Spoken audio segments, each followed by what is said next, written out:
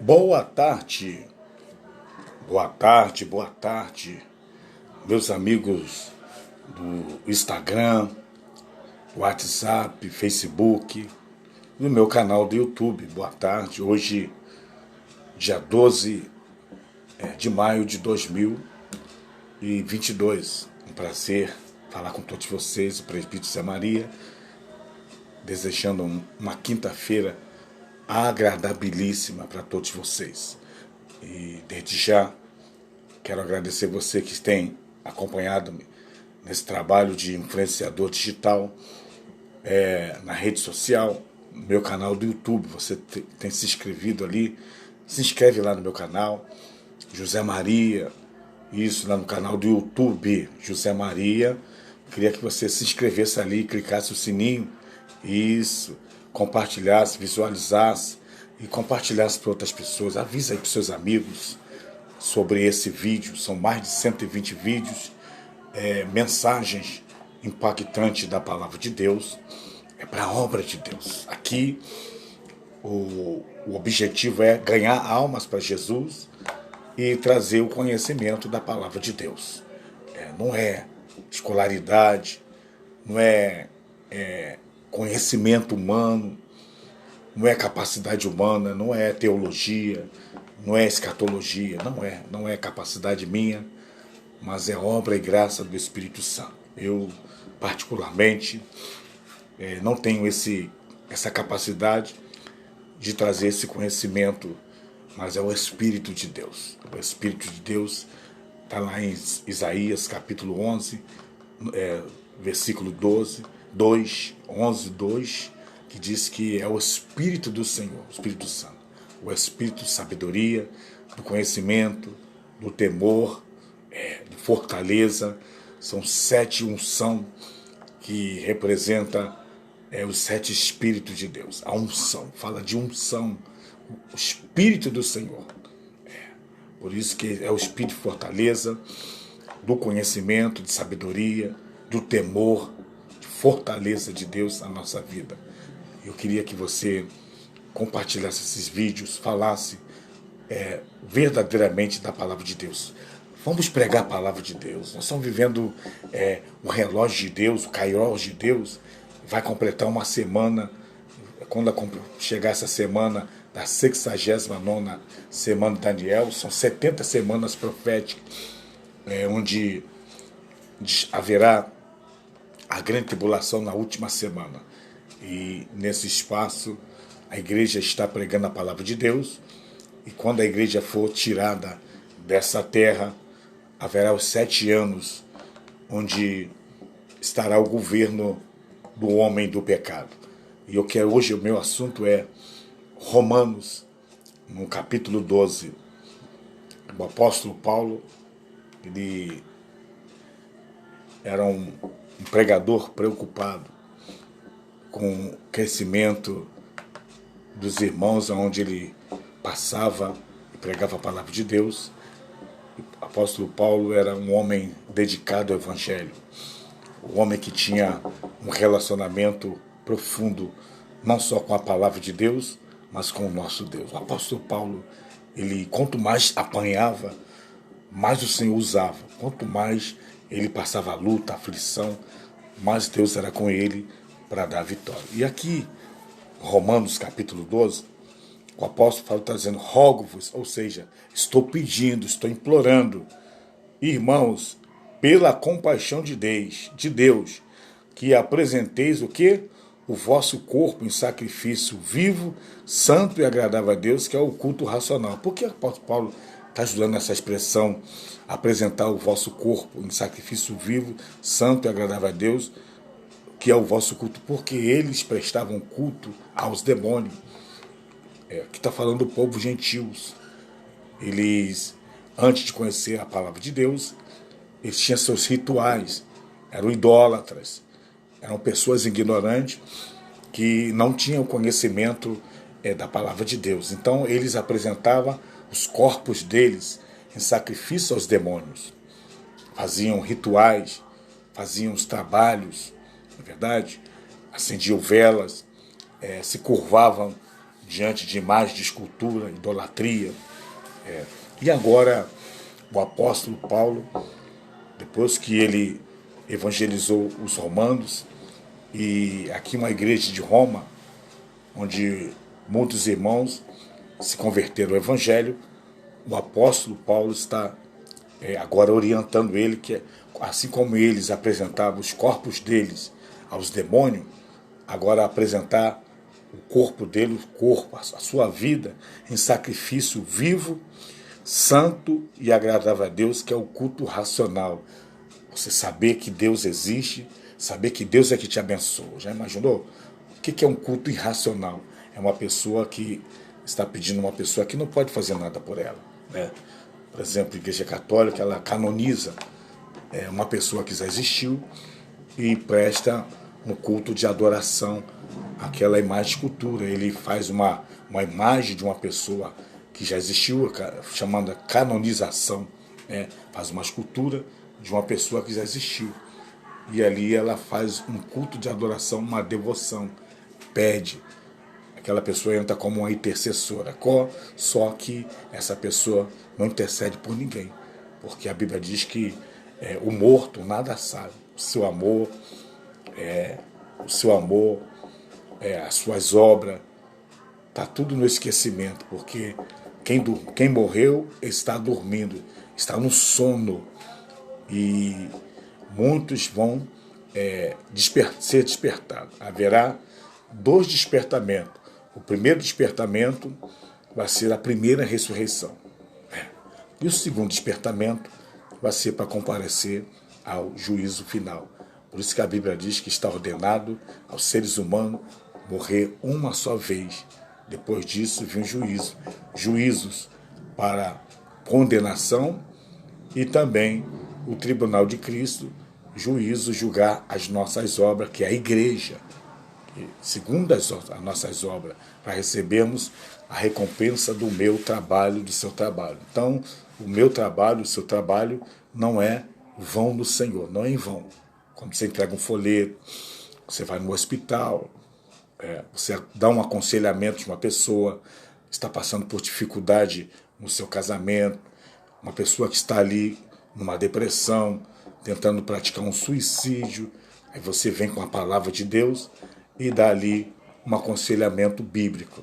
Então, tudo que você faz para a obra de Deus, nós vamos receber a nossa recompensa. Você vê um irmão que está afastado da igreja, ou ele está em pecado, você viu que ele está ali desordenado, você vai lá com a palavra de Deus e convence aquele irmão, ora por ele, coloca azeite, coloca vinho, ou seja, leva a palavra de Deus, a unção de Deus.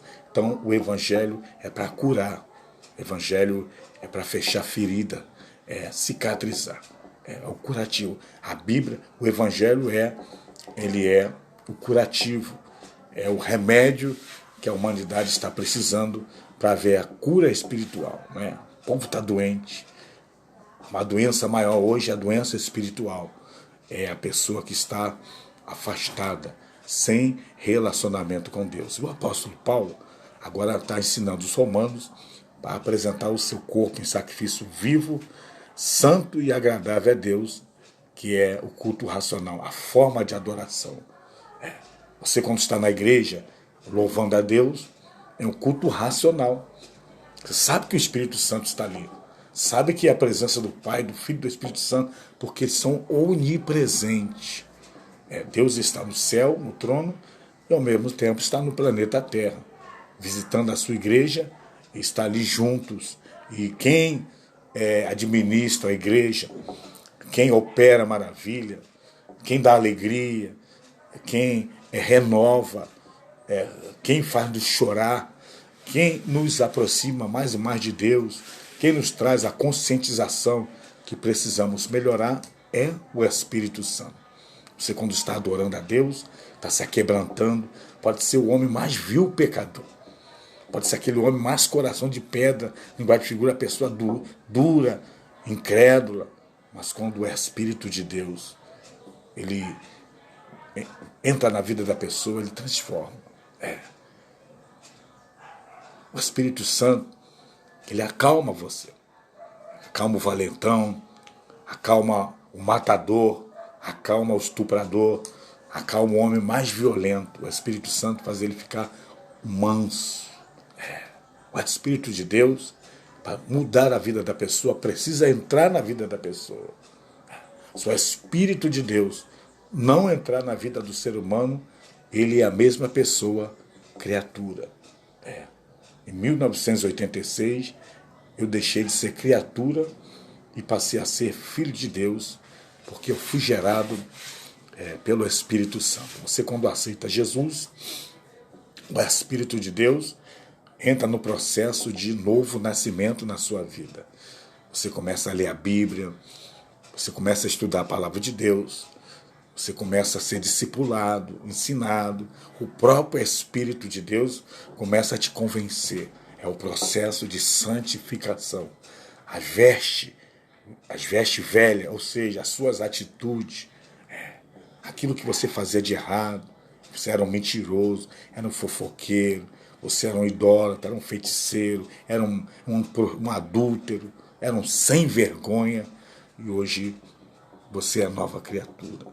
A Bíblia diz que quem está em Cristo, nova criatura é. As coisas velhas se passaram, eis que tudo se fez novo. Tá bom? Então quem está em Cristo, nova criatura é. Então, o que é nova criatura? Você nasceu de novo. E aqui o apóstolo Paulo está dando a receita. Assim como eu e você apresentávamos os nossos corpos numa idolatria, né? Ou o pecado, quantas pessoas eram uma prostituta, né? Vendia seus corpos. Hoje você aceitou Jesus. Agora você vai apresentar o seu corpo em sacrifício a Deus. É o teu louvor, a tua adoração, é o teu jejum. Quando você está lendo a Bíblia, você está apresentando o seu corpo em sacrifício a Deus, que é o culto racional. E segundo diz assim, ó, e não vos conformeis com este mundo. O que é se conformar com este mundo? É andar, aceitar o que esse mundo oferece. O que a Bíblia diz que tem no mundo? O que tem no mundo? Concupiscência da carne, concupiscência dos olhos e soberba da vida, que não é do Pai, mas do mundo.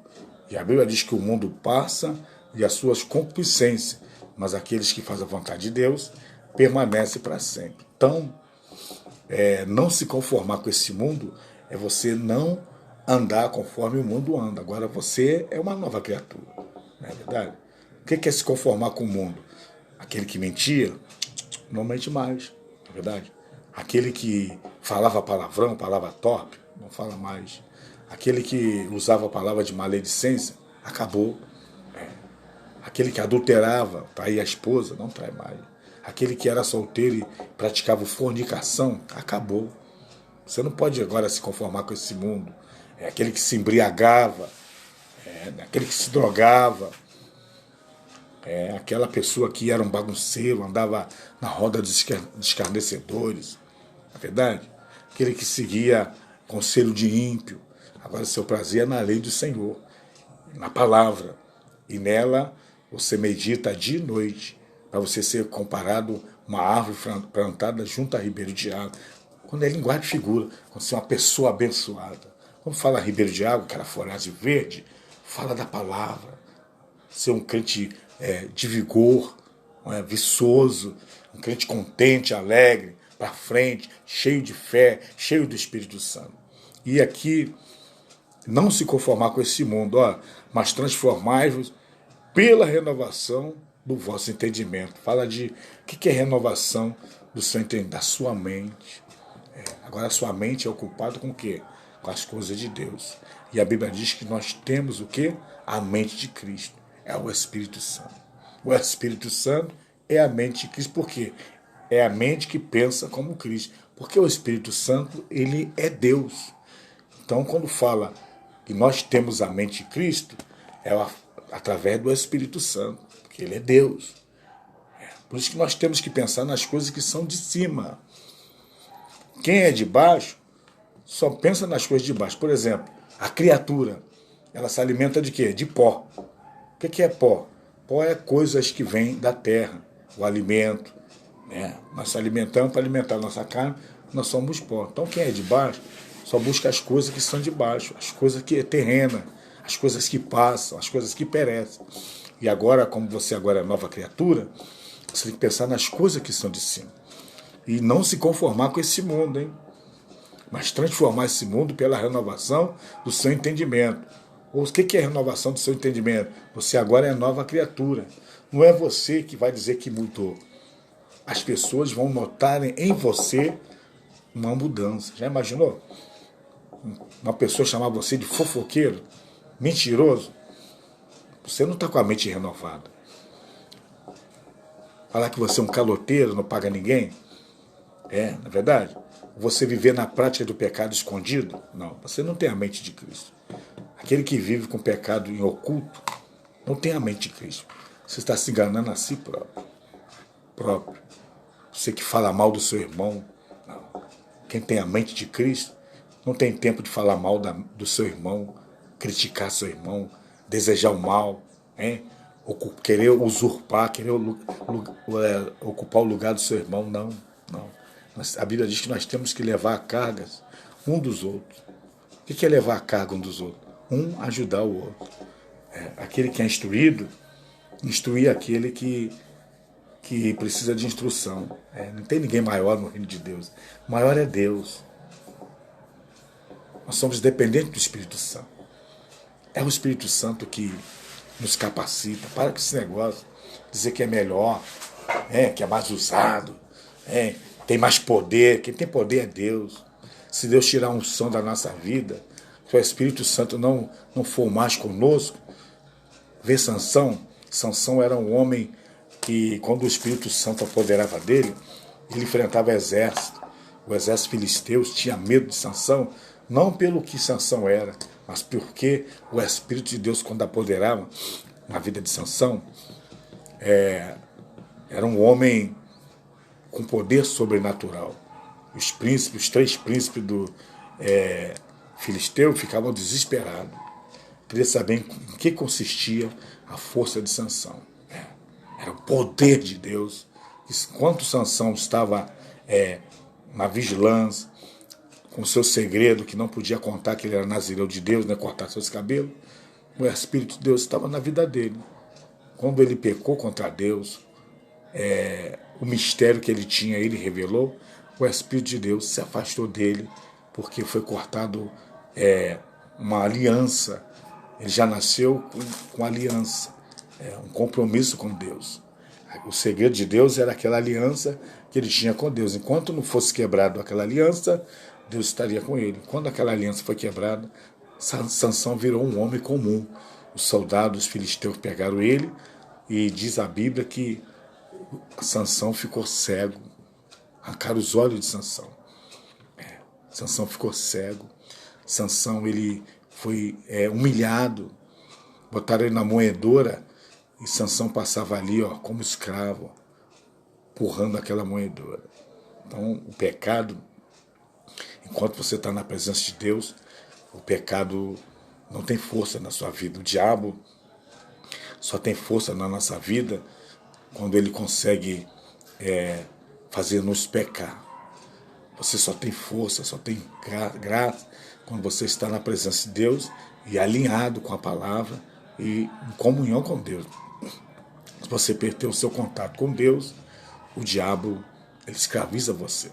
O diabo ele reinava na nossa vida enquanto nós não tínhamos a presença de Deus. Hoje o diabo não pode reinar na nossa vida, porque a Bíblia diz que maior é o que está em nós do que o que está no mundo. Está dizendo o diabo, esse espírito maligno, são os principados, potestades. E aqui a recomendação do apóstolo Paulo é para transformar esse mundo pela renovação do nosso entendimento. Para quê? Para que experimenteis qual seja a boa, agradável e perfeita vontade de Deus. Então, olha só a recomendação. Boa, agradável e perfeita vontade. São 3 itens para você entender qual seja a boa, agradável e perfeita vontade de Deus. Você não pode se conformar com esse mundo e você tem que transformar esse mundo com a renovação do seu entendimento. Aí você vai provar qual é a boa, perfeita, agradável vontade de Deus. São os mistérios. Já imaginou o homem cheio do Espírito Santo? Deus não está preocupado com quantidade. Deus está olhando para você, quer que você nasça de novo, que se entregue. Você é filho de Abraão? Você é filho de Abraão? Você vai nascer de novo. Não adianta você fugir, dizer que não vai fazer isso. Se você é filho de Abraão, se Deus já te escolheu, Deus vai puxar você. Se você não vir pela sua vontade, espontâneo, Deus vai trazer você de volta do jeito dele, tá bom? Cuidado. Apresente seu corpo em sacrifício vivo, santo e agradável a Deus, que é o culto racional. E não se conforma com esse mundo. Deixa o mundo para lá. Se o mundo gosta de tatuagem, larga a tatuagem para lá. Se o mundo gosta de vaidade, problema do mundo. Se o mundo gosta de beber, de fumar, pular carnaval, de festa, se o mundo gosta de trair, isso é obra da carne. A natureza, quem é criatura de Deus, são essa natureza carnal que nós tínhamos e temos, mas o Espírito Santo está na nossa vida para nos defender e resistir ao mal. Por isso que a Bíblia diz: sujeitai, pois, a Deus, resistir o diabo, e ele fugirá de vós. Então, é recomendação de Deus. Rogo, pois, irmãos, pela compaixão de Deus, que apresente o vosso corpo em sacrifício vivo, santo e agradável a Deus, que é o culto racional. Pare de apresentar o seu corpo à imundície. Deus chamou você para a santificação, não para a imundície. Né? Sede santo em toda a vossa maneira de viver, porque aquele que te chamou é santo. Deus abençoe sua vida, um forte abraço, uma ótima quinta-feira, e fique com essa palavra de reflexão para a sua vida. Os céus e a terra passarão, mas as palavras do meu Deus, do nosso Deus, não vão de passar. Um abraço, fica com Deus, amém.